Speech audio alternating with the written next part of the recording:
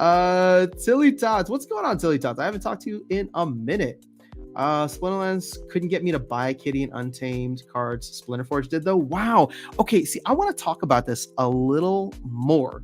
Now, again, I'm dropping the ball on Splinterforge. I'm super happy to see Gathering the Magic and Tails really covering it well.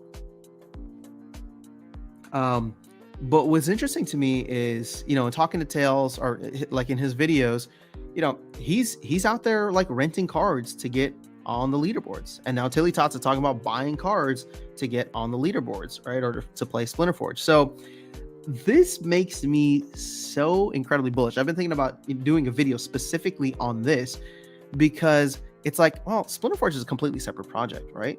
But just imagine what kind of things land and tower defense could do for cards. And I'm not necessarily talking about like all cards, right? Because obviously there's a ton of cards out there, but look at it. Obviously, with Splinterforge, you're specifically going for the higher, tier cards.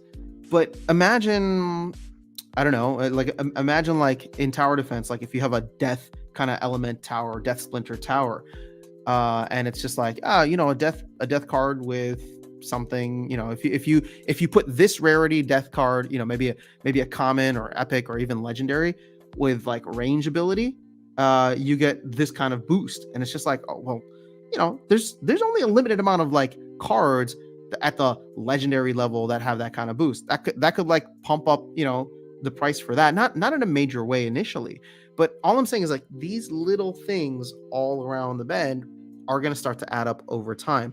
Now there's still a crap ton of cards out there. So I'm not trying to say that, we're going to be feeling a card supply crunch soon. Although I do think, and I said this on Tails video last night, I think the team is going to do whatever they need to do with land in order to make people feel the card scarcity, right? That post from Aggie just a couple of days ago, to me, kind of signaled that.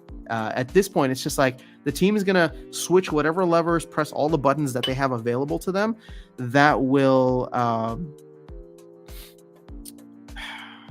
they're going to press all the buttons in order to make sure that they essentially just make people feel the scarcity. Now, I'm sorry, I'm trying to remember what I said last night. It's not just the cards, it's also DEC, right? So I think there's going to be a lot more DEC sinks than people are expecting on land, hopefully in a good way, right? Because people don't want to feel like they're being taxed. But if there's going to be like this cool Secret of Praetoria stuff that actually starts to come out in Q2 with land phase 1.5, and people want the title of Emperor, like, sure, it's all like Web 2 base and vanity metrics and all that. But guess what?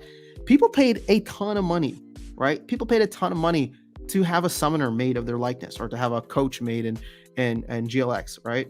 But ultimately, like, if people want to do that, let them spend it. All I'm going to say is let them spend it, right? Like, I don't necessarily need it for me, but if they want to do it because for them, it represents something and they get to be at the top of the leaderboard for whatever, but it helps the entire economy, boom, I am all in. Cards, DEC, burn it all.